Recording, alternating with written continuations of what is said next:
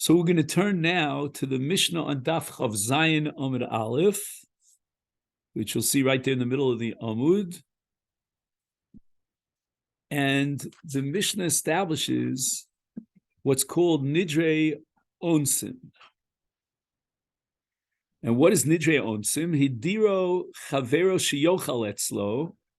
So we have a Madir and a Mudar, or you can call it a Mazmin and a Muzman.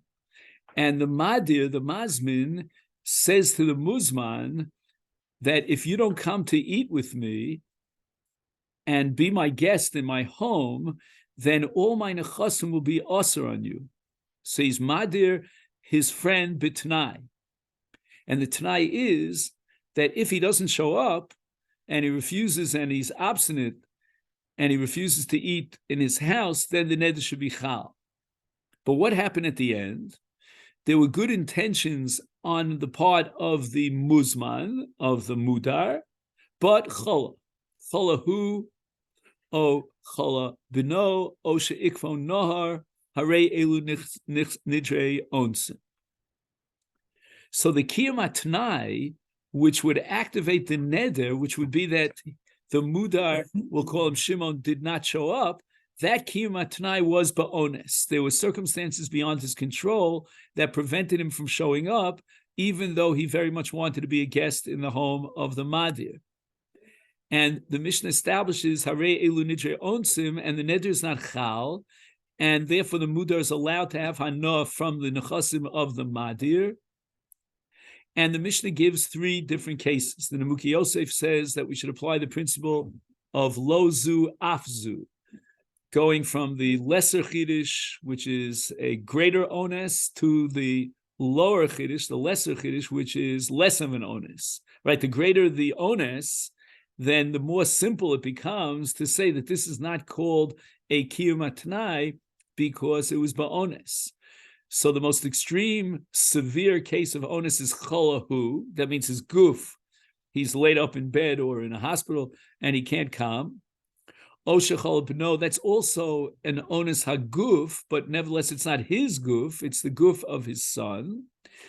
And even in the case of ikfo nohar, which is a financial consideration, as the Rishonim say that he could pay for a cruise ship, to take him across the river and get there to be a guest in his Madir's home.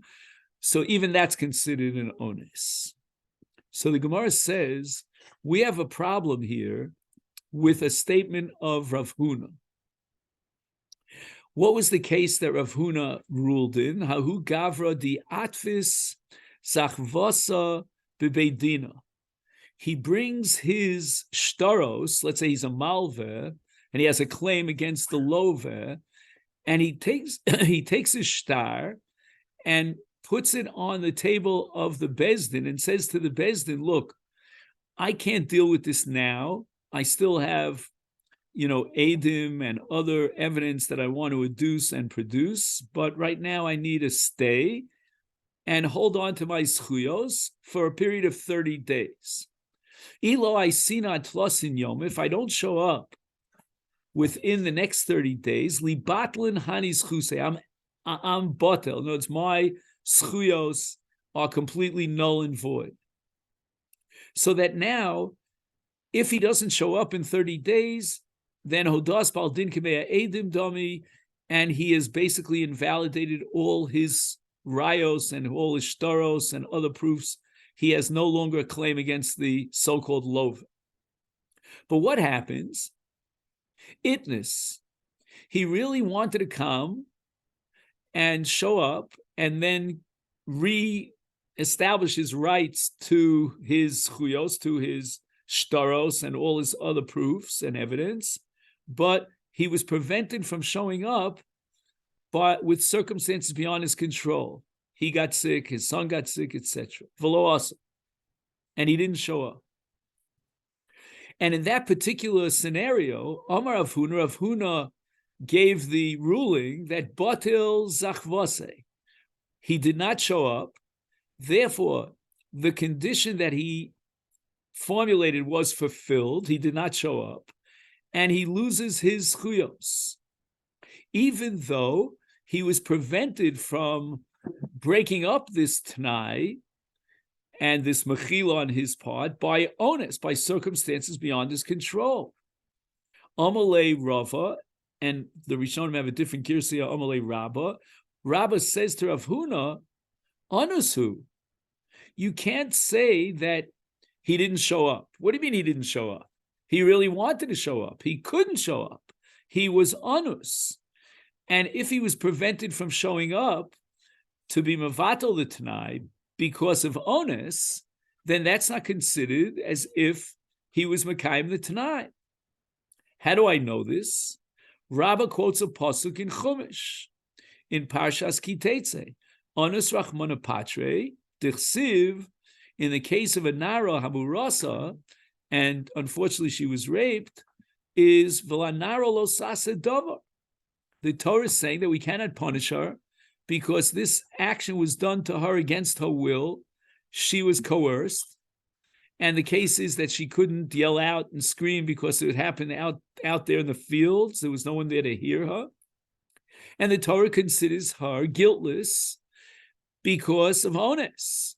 So you see, says Rabbah, that the Torah considers onus as something that is not to be blamed. You're not blamed for onus. So this person who made this Tanai, that if I don't show up, my schuyos should be batel, why should he lose his schuyos? Why are you punishing him by removing all his schuyos when he had every intention to show up and therefore to cancel his mechila?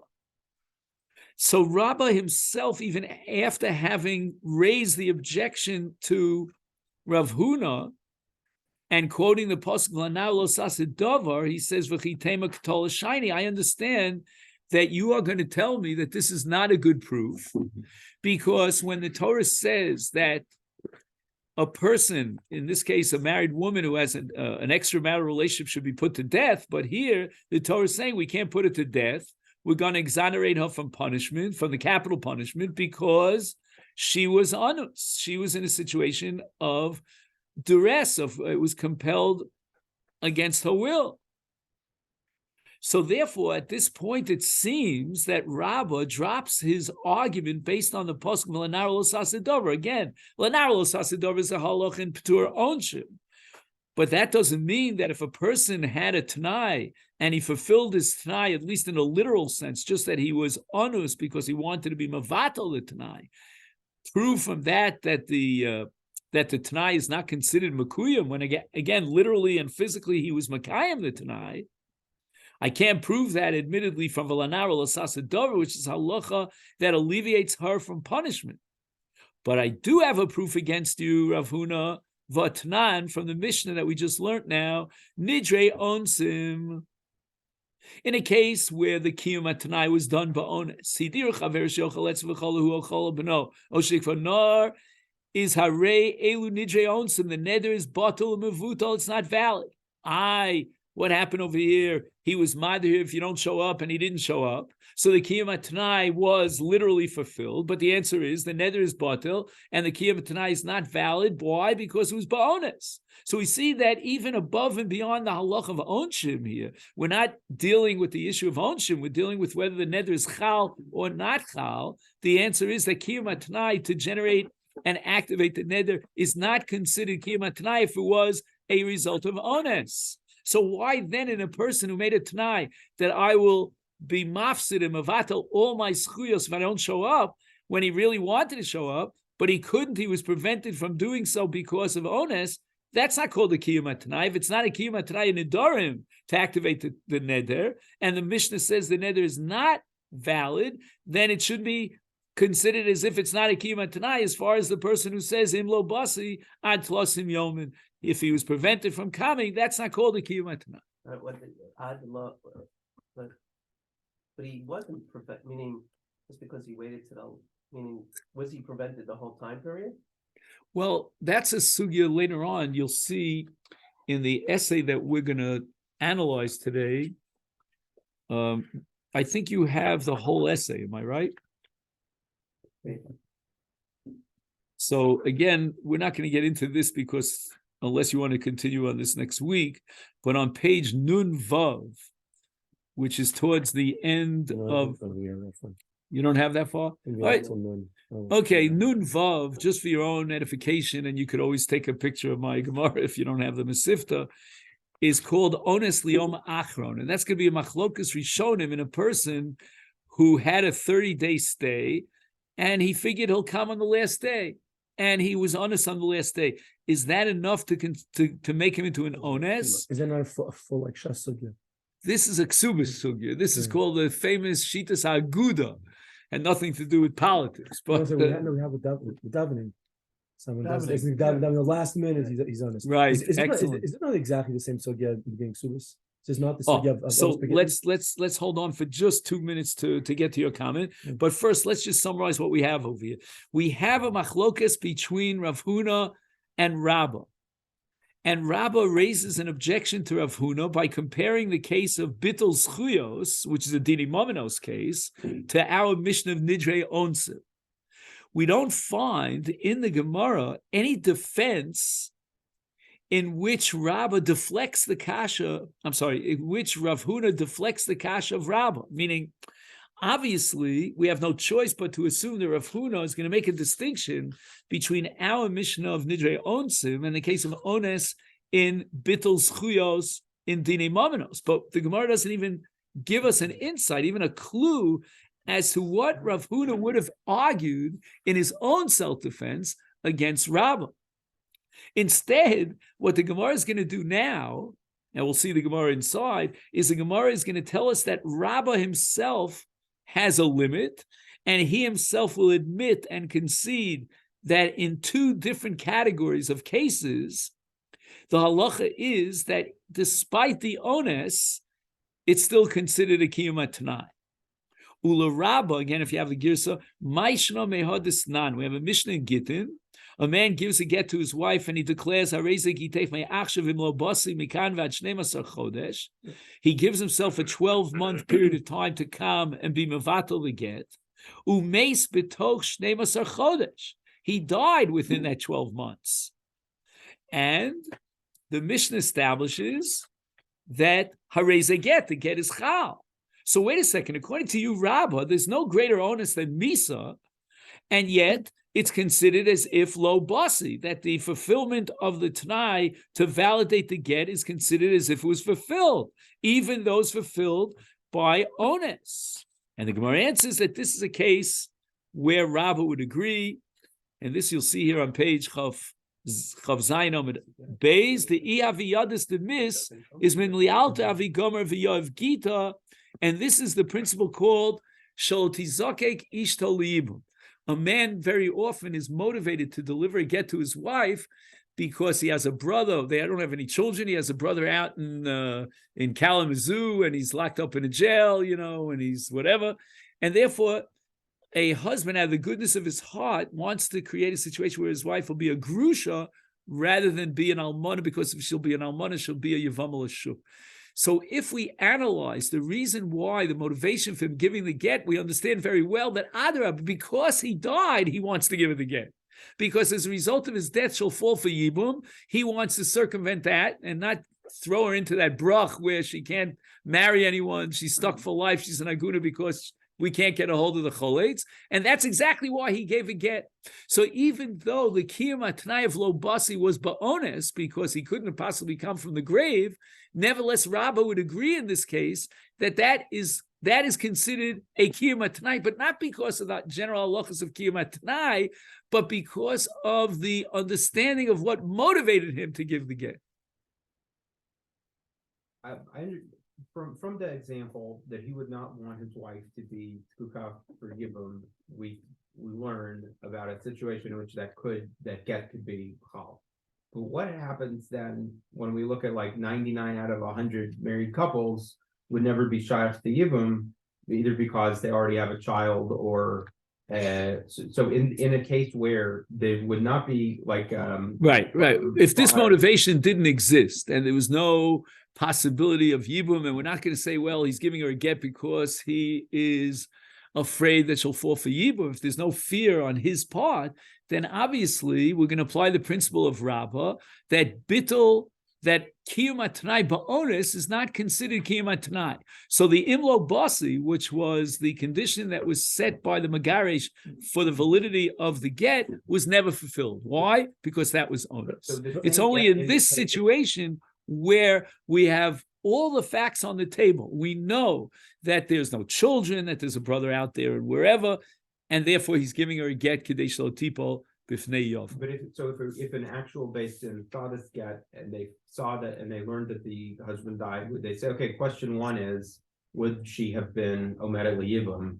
The question would be, why didn't he come? And if she was Omedet L'Yibum, we'll say that he didn't come because of onus, but he wanted the get. If on the other hand, he wasn't motivated by Yibum, then we'll say if he didn't come because of onus, he doesn't want the get, and therefore the get would not be chal. That's not called the kiyum tonight. Again, all this is according to whom? According to Rabbah. Now we have to figure out what Rav Huna is going to do with all this, and that's going to be the bulk of what we want to discuss. But again, I just wanted to point out to you in terms of the structure of the sugya, it's so fascinating that the Gemara doesn't even pick up Rav Huna at all and ask, well, how does Rav Huna square with the fact that there's a concept called ones, and that the Mishnah says in Nidrei Onsin that a kiyum tanai bonus is not considered a kiyum tanai, and therefore the neder was chal if he wouldn't come, and he really wanted to come. The Gemara doesn't even address that. The Gemara is now giving us the exceptions to the rule, and the categories in which even Rabbah would agree that despite the fact that the kiyum tanai was ba'onus, nevertheless, it validates the chalos. And now we get to the second exception, and that's the case umayshna hahudi omalu ilo asina mikan vatalsin yomi levi gita. If I don't show up in the next 30 days, the get should be chal. Also, he comes at the end of the 30 days. Again, Ellie's question about onus b'yom achron, and paske mabra. Rashi gives two interpretations. Either paske mabra means that the river separated him from the shore, and there were no possibilities of crossing the river, or paske mabra means there was a bridge that connected him on that side of the shore with his wife and his home on the other side of the shore, but the bridge fell down. London bridges falling down. Amalahu, the man is standing on the other side of the river, and he's yelling and screaming. A very dramatic case. Chazudasai, look, I'm here. But you're not here. You're on the other side of the river. Amar Shmuel Loshme Masya, you didn't come. It's a kiyum tanai. The tanai wasn't lo basi. Well, in fact, lo basi. The get is therefore valid. Tough luck. Go find yourself another wife. According to Rabbah, that we have a principle that kiyum tanai ba'onus is not valid, then therefore chazudasai. He's obviously being prevented because of onus. Paske mavre. And the Gemara says this is another exception to the rule where Rabbah would agree that kiyum tanai ba'onus is considered a valid kiyum tanai. Dilma onsa de magalia shiny. Everybody should realize that if situations will arise in which you can't cross the river because the bridge is shaky, reminds me of Efrat and Hafsakat Chashmal. If a person, he thinks, going into Shabbos that he's going to have Chashmal for Shabbos and it's raining outside, forget it. So here, we're going to say that Paske Mabra is Megale Onsa. It's a dover Matsui V'Galui. He should have taken that into consideration. He should have made the following stipulation. If I don't come because I decide I don't want to come, then the get will be valid. But if I don't come because of Paske Mavre, which is Shchiach and Matsui, then the get should not be valid. The very fact that he didn't make that stipulation, realizing full well that every muntik and dardishtik, the bridge breaks down, then he has to suffer the loss. So we didn't put that condition on the previous case. We didn't say, if you really want the get and you don't come and you die in the middle, so you should have put that condition also. Or if I should die and don't come, and that's the reason why I don't come. So now you get to the question whether death is something shchiach or not shchiach. So that's what we want to see inside. It happens once in a lifetime. That's true. But you could always get, you Can't always, die twice, right? No, but you got to. Although I have a few jokes about that, but not for now. All right, Rabosai. That's one. That's one. Whether it's good for two, we go into his das. We say, we look in and say, because of Yibum and all that, and he really wanted to get. If we know he's screaming on the other side, there's no better Gilui Das than to say he really wants to come back. So And he doesn't want to get to be Chal. So why are we ignoring his das in that case? But we don't ignore Because again, what? It's a question of shchiach or lo shchiach. Right now, the Gemara is assuming that death is not shchiach. I'm saying forget the shchiach lo shchiach. Talk about the focus on his das. We focus it on his unspoken das in the case of Yibum, right? We say obviously he wants to avoid his a Yibum situation. So even in his death, forget shchiach or no shchiach. He didn't come, and it's chal. Here he didn't come. It might be different because in the case of Yibum, that essentially is the whole reason that he gave the get off tonight. The whole mahut of the get off tonight was because he wanted to free his wife from a case of being a potential Yivam Alashuk. While over here, it may be shachiach or lo shachiach, but it was not the prime reason that he put the whole tonight there. Also, his kavanah now is irrelevant. We need to know what his kavanah was when he made the That's tonight. what I was going to say. He's screaming, it's Right. irrelevant. Okay, so what was Right. So the fact that he should have been aware and anticipated this onus to shchiach, and he didn't make a stipulation that that's not considered a kiyum atnai, that the get should not be chal, an event that, today is Monday, Thursday, and the bridge went down. So, Right. but then we should use that in any case of onus. And that's exactly what the Gemara is saying. That Rabbah's principle is only an unforeseen onus. That's when Rabbah says that an onus is not considered kiyum atnai. But if it's foreseeable and a likely onus, whatever shchiach means, I'm not breaking it down into statistical probabilities, then we're going to always ask the question, why didn't you stipulate this? And the fact that you left it out indicates that on all circumstances, you want to get to be chal. This equivalent to you American law, contract law. Either you have a force majeure contract stipulation in the contract. Are you a lawyer first? Yes. Oh, okay, good. No, I'm dealing with So either you have Adam's also a lawyer, so you either have a he understands what you're talking about. Either you have a force majeure provision or you don't. It's not a question of whether that is common or not. Acts of God can happen at any moment in time. So your mouth is the mouth of Rav Huna. We're in Rabbah now. Rav Huna is going to argue exactly what you say. Let's look at the contract. You didn't stipulate any exceptions to the rule. The contract was fulfilled to the T. Imlo Basi, and you didn't show up. Is therefore it's chal.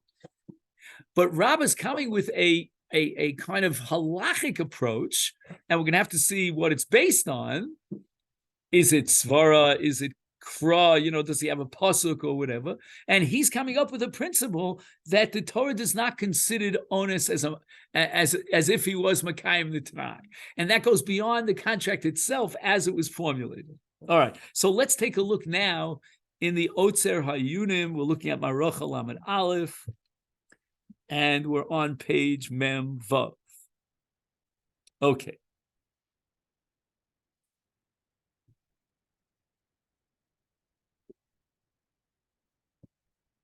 So in the paragraph number 3 on the right side, Big Gemara, he summarizes the shaklavataria between Rabbah and Rav Huna.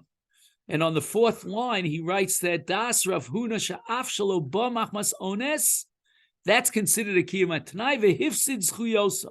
And Rabbah says, wait a minute, the Torah says la nara lo sasadova. The Torah doesn't consider an action that's done ba'onis as an action. And even if you'll argue maybe that's only a p'tur from Misas Bezdin, then what are you going to do with our Mishnah? By analogy, in our Mishnah, we see that if the kiyum atnai of Lobasi on behalf of the Muda was be honest because of one of the 3 onsim that we discussed, that's not considered kiyum atnai, and the neder is not chal.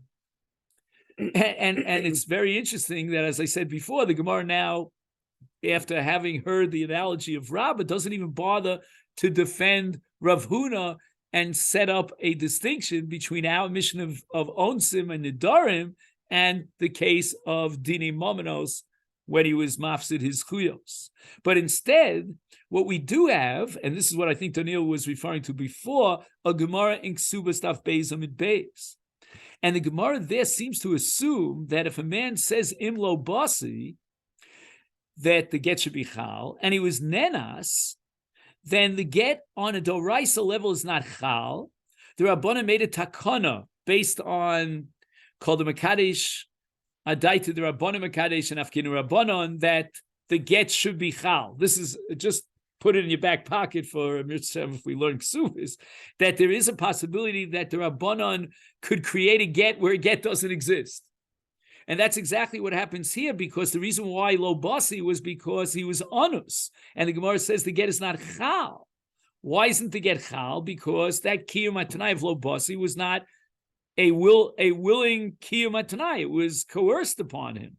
And the only reason the Rabbanan made this takana that the get should be chal is mishum tznuos umishum prutzos. Which again, if we have time, we could discuss that, but I don't want to get off on too much of a tangent.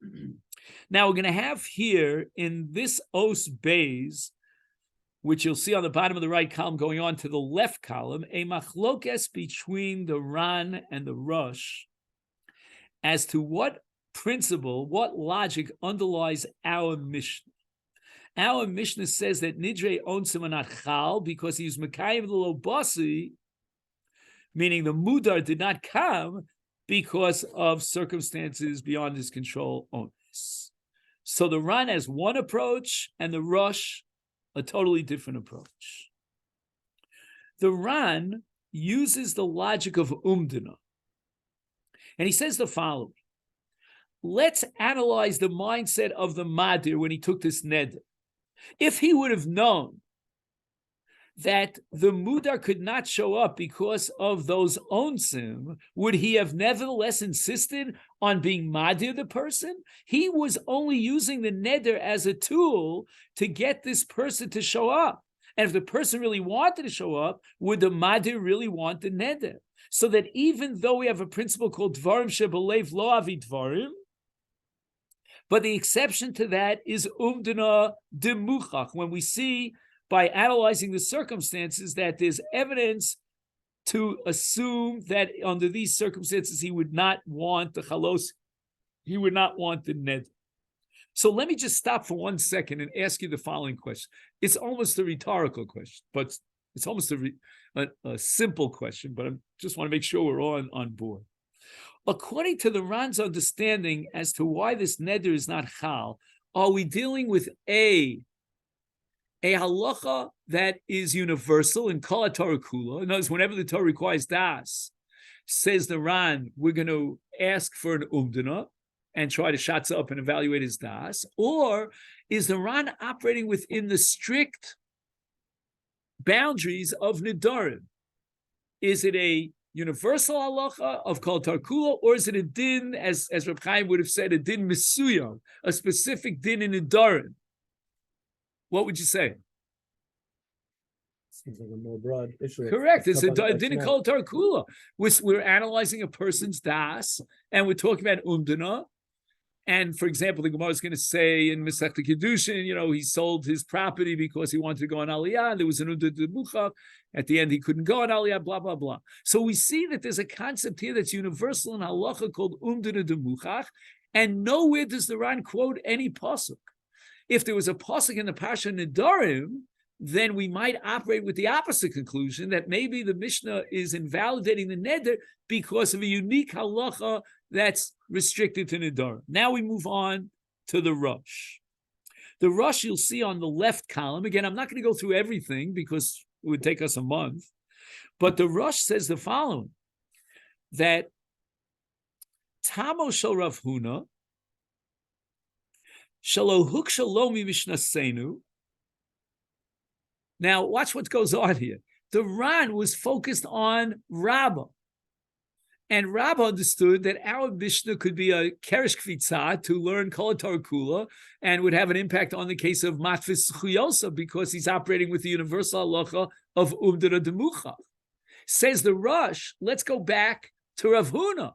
And Rav Huna is postulating a distinction between Nedarim and Dinim Aminos. Says the Rosh, Taimo shel Rav Huna, Shedina Mishnu Rak b'Dinei Nedarim. So again, when we're talking about invalidating the neder, is it a din misuyam in Nedarim, or is it universal halacha? Says Rav Huna, the way Rosh understands it, it's a din misuyam. Why? Now we have to underline these next few words. Dibe'inon shiyu piv v'libo shavin. And we're going to see in just one moment that halach, that principle in Nedarim of piv v'libo shavim, is derived from a pasuk. So hold on for a minute. That's going to be where the Ritva adds something to this rush.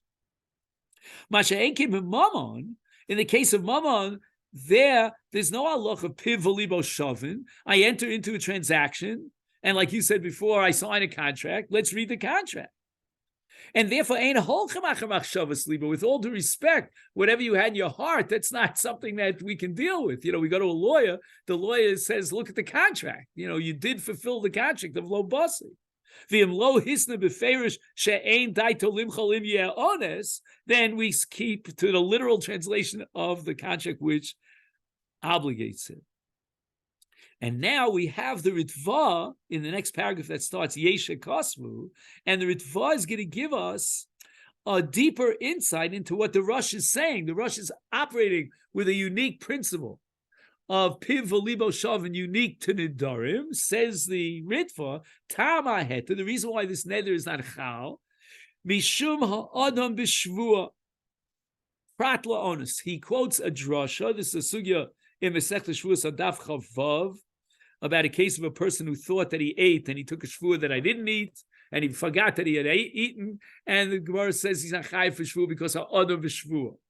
And therefore, you see that the Ritva is operating within a framework of a din misuyam that's derived from a drasha yalfusa with regard to Nedarim, shvuas and Nedarim.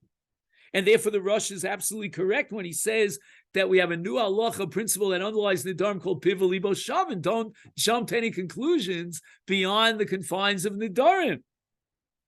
But again, if you go with the Ritva and the Rosh, if we make that combination, then who's going to now become very difficult? Rabbah. Rabbah was assuming an analogy between the two. And it says here, in the next paragraph, Haritva v'animuki Yosef Kosfu shetayim v'dekra. Underline those two words, time v'dekra.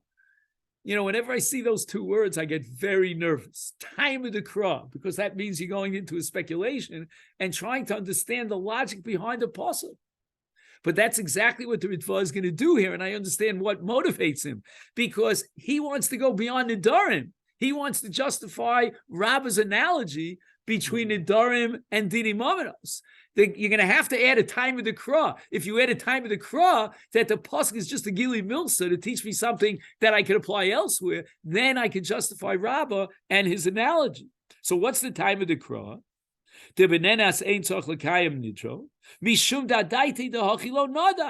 Let's analyze his mindset. And basically what you end up with is umdana.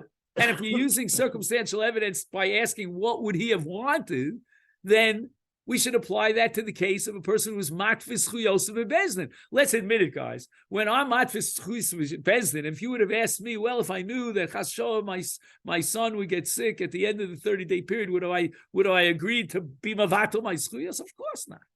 So therefore, we're left with an equation between Nedarim and Dinim Amenos and matfis chuso. The only thorn in the back, that's bothering us here is that in Nedarim, according to the Ritva, we're learning that this halach is derived from Ha'adam B'Shvua, which is a pasuk in Chumash. But the answer to that is time of the Kra. Do you see that? Time of the Kra, which is as we would say in modern Hebrew, noaz. This is really a chutzpah to say, oh, I know time of the Kra. But it comes out now, according to the Ritva, that this universal halach of umdana that allows me to disqualify what we call dvarim shebelev enim dvarim is derived from the Pasha Nedarim. Where is the source for umdana? Says the Ritva, it's right here in Nedarim, ha'adam v'shvua.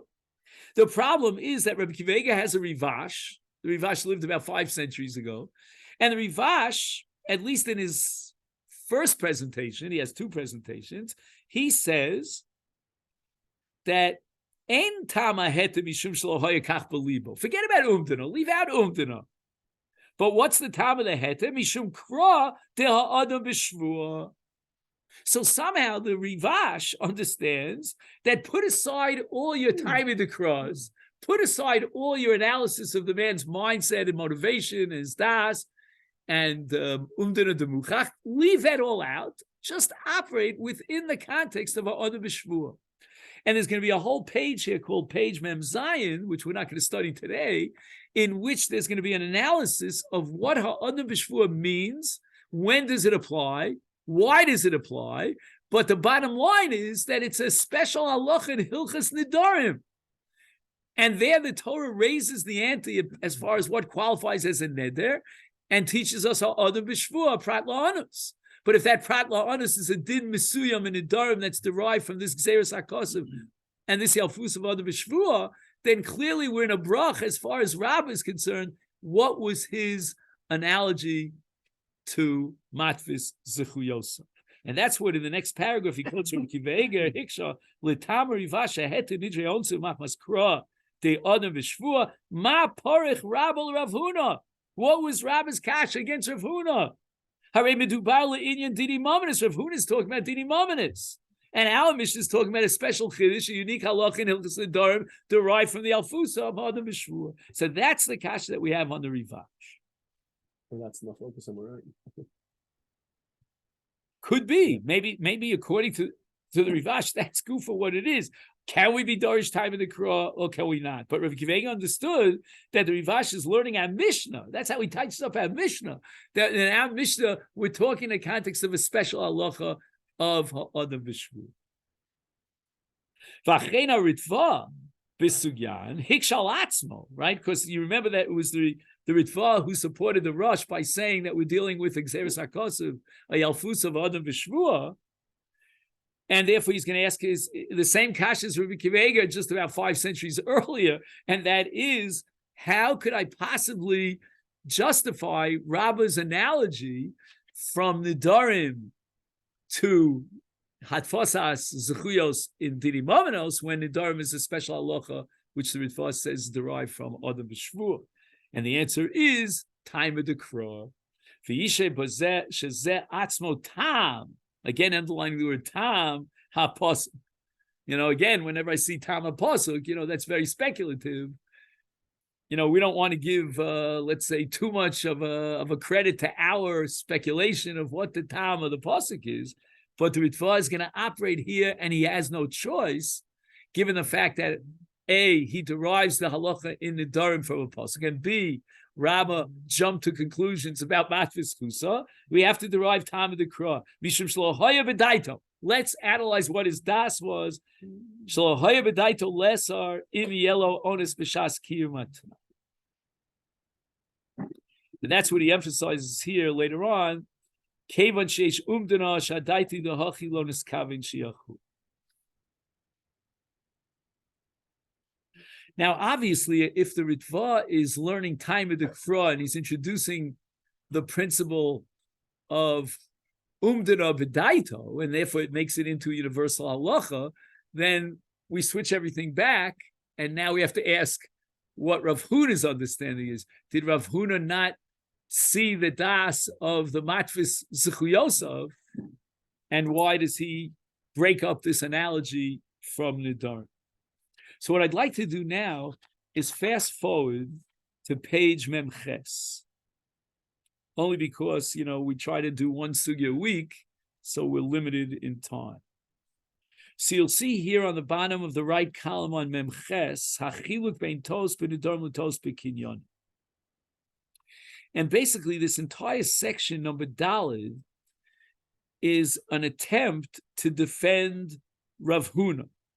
Because as we said at the outset, the Gemara doesn't really give us any clue as to why Rav Huna would say that Nedarim shiny. And of course, we start with the Rivash, and that seems to be the simplest way to go.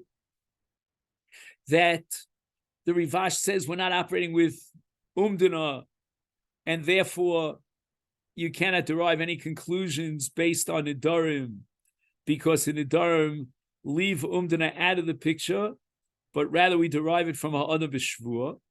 But the Ritva, again, in the second line before the end of the right column says time of the Kra, and therefore time of the Kra gives me exactly what I need, namely the umdar demuchach of adaiti the hachilo nodar, and then we're really stuck, because now on the one hand we've defended Rabbah based on time of the Kra, and umdar demucha becomes a universal halacha that's not limited to Nedarim. Hence, we justify Rabbah's analogy to matvis in Dini Momenos, but again, we're going to be stuck with trying to understand Rav Huna.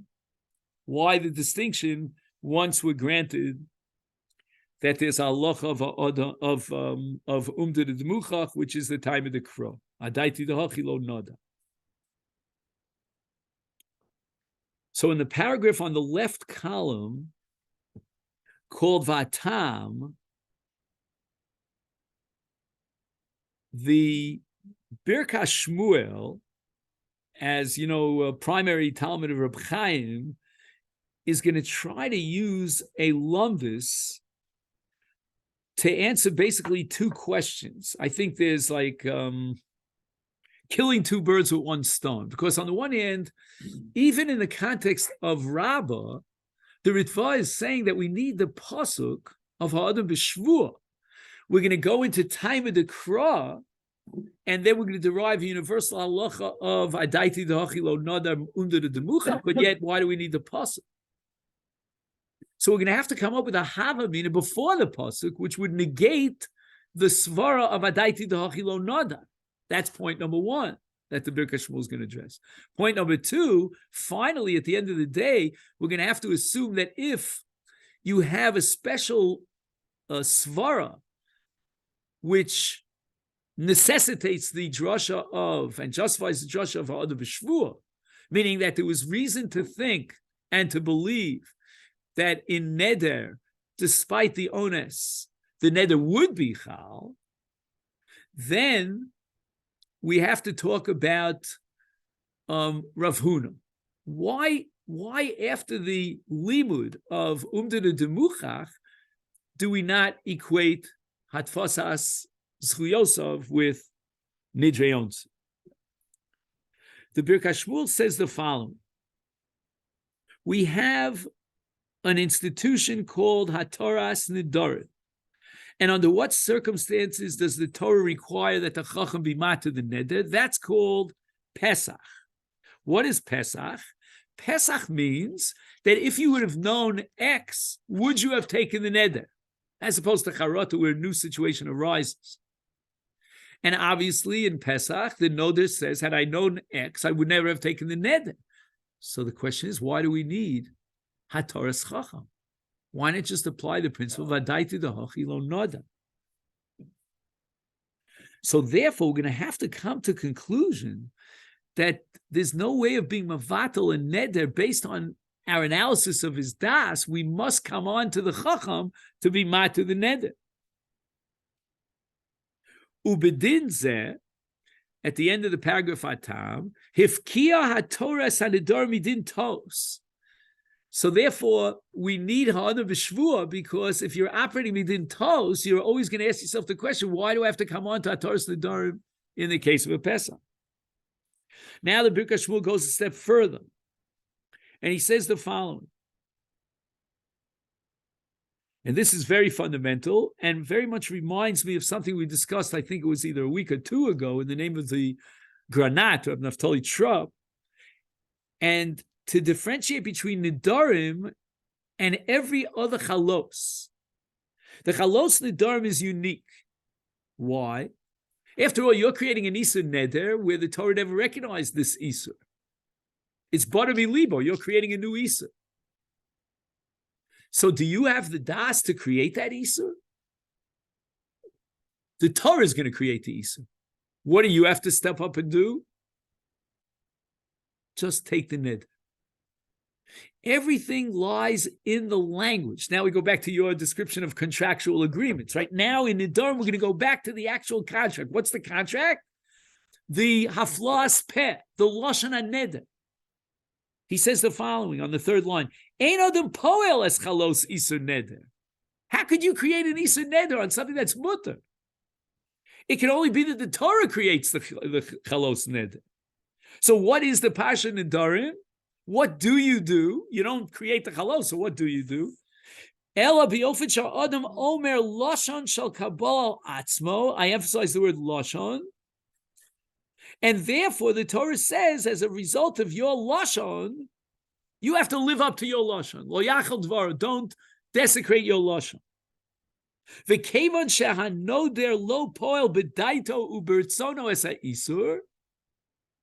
Memela ain't tzarch shielo rotzon al isur. We're not going to say adaiti the hachi. We have an under the muchach that you didn't want the neder. We're going to look at the neder itself. And why are we going to be totally focused on the neder from A to Z? Because the Torah says that we're going to create the chalos. You're going to just create the neder. We'll do the rest. You don't have to do the. When there's halach of das, that means the chalos is a result of the das. Then we have to analyze your das. And adaiti the hachi lo nada. But in the case of the Nedarim, we're not operating within das. Because das means I have the bilus over creating the chalos. But in the Nedarim, I don't have the bilus to create a chalos isur on something that the Torah says is mutter. The Torah is going to create that chalos. What you're going to do is, you're going to set the process in motion by taking a neder. We're going to look at your neder, and the lashon neder will determine the neder. El shevikol makom yeshno chisaron acher. Okay, now what we're going to have to do is, according to Birkas Shmuel, we're going to have to say that even the lashon neder is not a lashon neder. How so? We have a principle called piva libo shavin, and the answer is if he doesn't want to asib a neder, he calls it muta beikar neder. Ein ka ma'ase neder klal.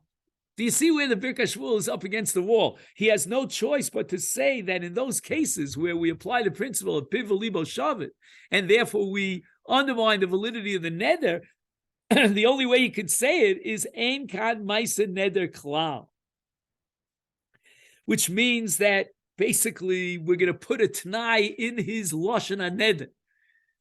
Narkivet hatnai betoch lashon neder, as if he said that I want this ned to be chal if so-and-so decides not to come, willingly decides, makes that deliberate decision. And that's what we're going to derive from what pasuk? From Adam B'Shvua. That Adam B'Shvua is going to allow me to take an imagined a fantasy Tanai and create a Tanai in his Lashon HaNeder. Meaning, the Birkas Shmuel is not willing to say that all my lamdas and my distinction setting up Nedarim as a separate Allah, because he's not creating the chalos, but rather everything licked in the Lashon. He's not willing to say that Lamaskana, after Adam B'Shvua, we're going to drop the ball on that. So he's in a bind. On the one hand, he has to accept that lamdas, and that's going to be critical to explain the sheet of Rav Huna. Do you begin to see where Rav Huna is going to be beautiful according to the Birkas Shmuel? Don't prove anything from the Nedarim, because if the neder is not chal, that's already a din in the Nedarim. But at the same time, he has to justify why is it that the neder is not chal. After all, if you take the lashon on neder, he said im lo tavo, and he didn't come.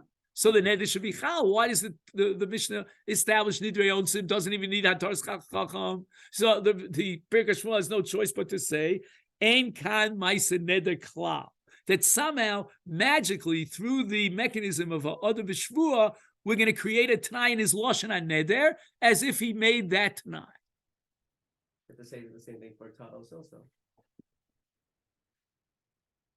Meaning that the Talos is not on his das, it's within the language of the Lashon. Right. You're going to have to somehow fit it into the Lashon HaNeder, which is a very difficult jump.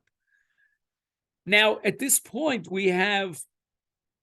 Yeah. In the either in the Birkas Shmuel or just in general, could you be machalik between Nedarim and Shvuos based on the Chavtza Gavra chiluk we spoke about in the beginning, that if you're making a Chavtza, you're designated Kilu Hekdesh, then maybe the Birkas Shmuel's Svara makes sense. You've really designated this thing, have a certain status, whereas it's on the Gavra, then you may have a little bit more flexibility in terms of taking the das into account, the same way you would if the person accepts upon himself to do any other sort of okay, let me think about that. It sounds like a valid svara that you're saying. I don't know. All right, we only have 10 minutes left, and I'm always pressured for time. So let me just try to see if we can put things together over here. Now, Rabbah asks a kash on Rav Huna from our Mishnah. And the Ran says the following. Again, according to Rav Huna, how does he defend himself against the raya from our Mishnah? What breaks up the analogy to our Mishnah? Says the Ran, in the case of Dine Momenos, of Hatfosas Zuchuyosa, which is called Mechila, he's got to be explicit in the Tanai. Everything depends on his Tanai. However, in the case of Nedarim, there, we're going to look at his das. So let's come back to the Ran in just a minute. The Rosh takes a different approach in explaining Rav Huna, and he says the following, that in Neder, there's a halacha called Piv V'libo Shavin. And we have a right to conclude that if he would have known this, he wouldn't have taken the Neder. But b'mamon, lo azlinin basa machshavas libo. In Mamonos, everything depends upon the Tanai. This is the way the Rosh understands Rav Huna, justifying the distinction between the two. So let's go over this again. The Ran, on the one hand, is going to explain Rav Huna within the context of Hayalola Hasnos Velo Hisna. In other words, we're going to ask ourselves the following question. Did you, when you were matfis yours, Chuyos, did you anticipate the possibility or the likelihood of some sort of an ones? And if the answer to that is yes, then why didn't you stipulate that? Says the Keren Ora that according to the Ran, in explaining Rav Huna, what would be in a case of an ones de lo shchiach?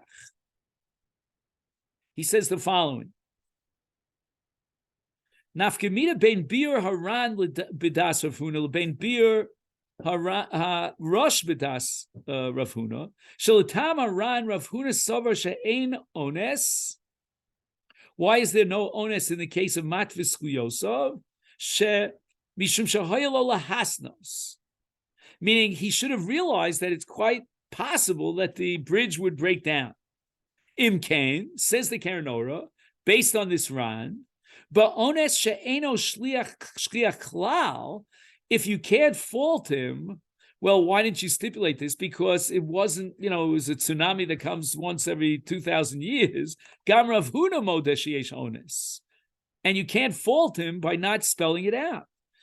Omnam, however, l'divrei harosh, shetaimush Rav Huna, shebemomenos ein holchim achadaito, elachar dvarav, according to the Rosh, everything depends upon what's written in the shtar or what he formulated verbally in his agreement.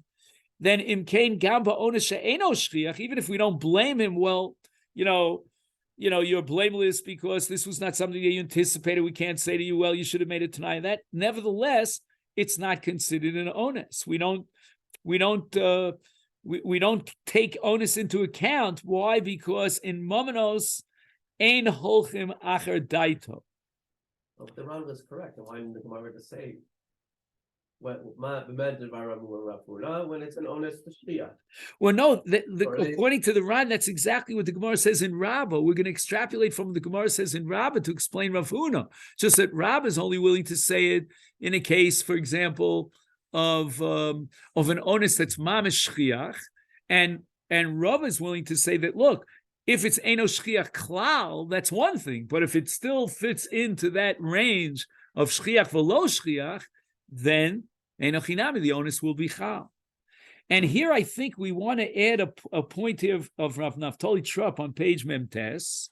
Do you see where if you drop down on the right column, it says b'chidusha granat, kosav bir nosaf b'divrei harosh. In other words, that which we saw in the Rosh, that we don't care in Dini Momenis what your das was, and we're not going to say, well, you didn't think of this, you're not guilty. We're not going to blame you for not making the Tanai explicit and making exceptions to the Tanai.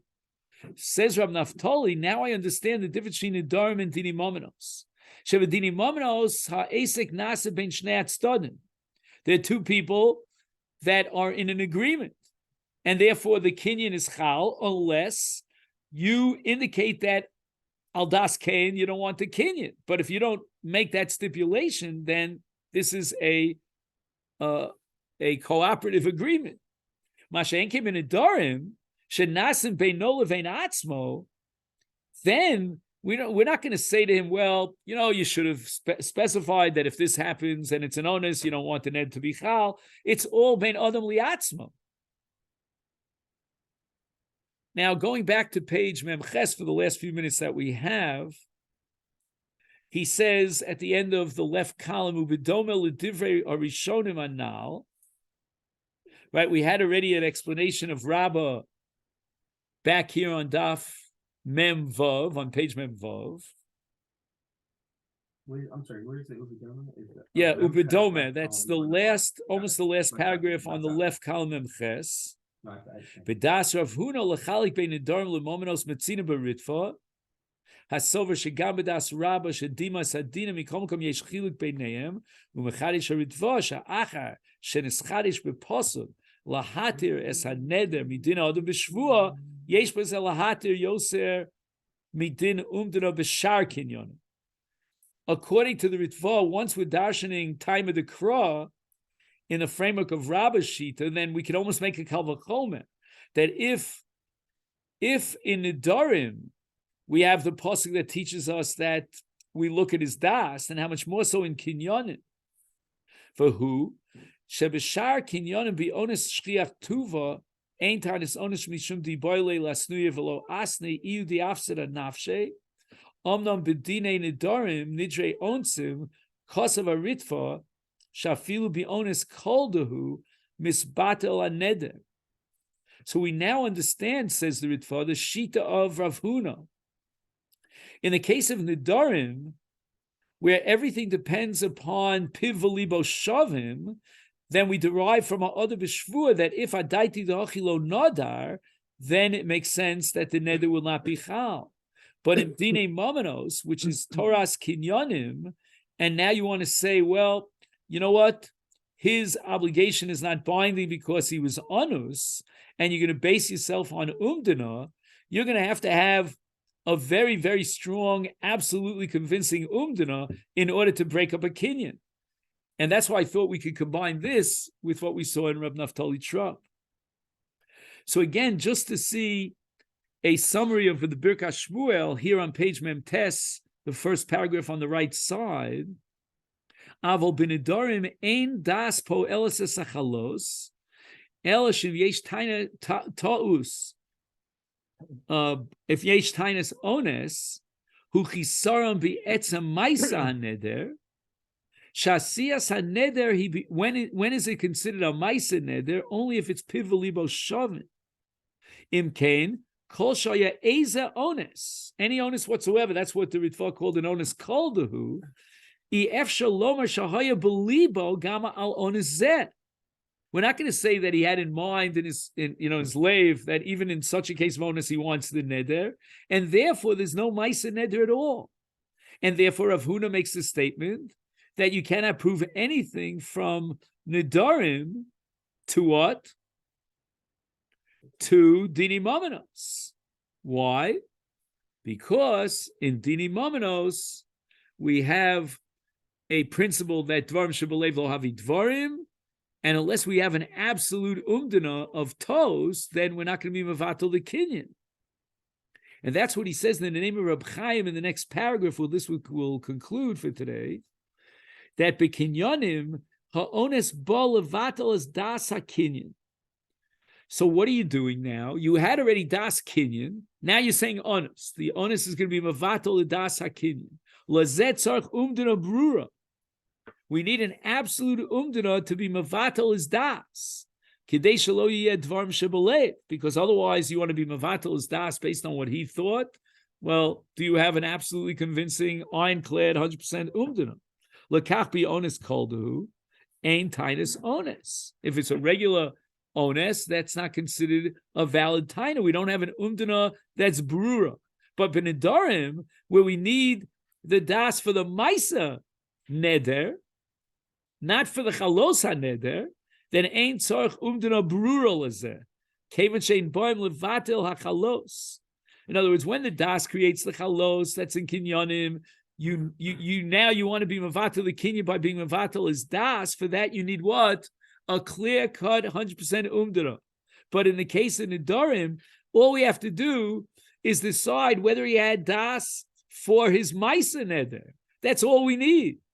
And therefore, even in a case of ones kaldahu, we could say that he didn't have that das for the maisa chalos. In other words, Reb Chaim seems to be assuming that there are two stages over here. When you have a das that creates a chalos, now you need a tremendous power to undermine and invalidate that das. But if I don't need the das to create the chalos, like in the case of nedarim, all I need is to set up a maisa. Okay, I'm not fighting against the chalos over here. I'm not fighting against das. All I need is that he had in mind this neder, and he wants the neder. And if he didn't have in mind this neder, then it's not pivalibo shavin. He doesn't have the lave, and therefore his peh, his aflas peh, is not considered a maisa neder. If I could push it for one more minute, umosif hagrach shemachmas tam ze vaday shehanoder neman al atzmo. Again, this is very similar to what we saw in Rab Naftali, that when the noder comes forward and he says, I didn't have in mind that this neder should be chal if, etc., then we believe him. But when it comes to a deal and an agreement between two parties, and he wants to say, well, I didn't have in mind this and that. It wasn't pivali boshavin. What do you mean? You had an agreement for a contract. You had das to create the chalos. Now you want to claim, well, I didn't have das. So for that, you need an absolute 100% foolproof umdana demucha. So on both sides, this is about half of what I wanted to cover today. The other half was about V'lanar lo sasa davar, which is number hey. But I don't know. We'll see. I want to talk about Me'ila B'Konomos next week, because that's a fundamental sugya. So we'll see. So I take this opportunity to thank everyone for coming and have a great week. Okay then? Let's go. You too. Of course, we have this problem here with the chashmal, but we'll see. Welcome. No.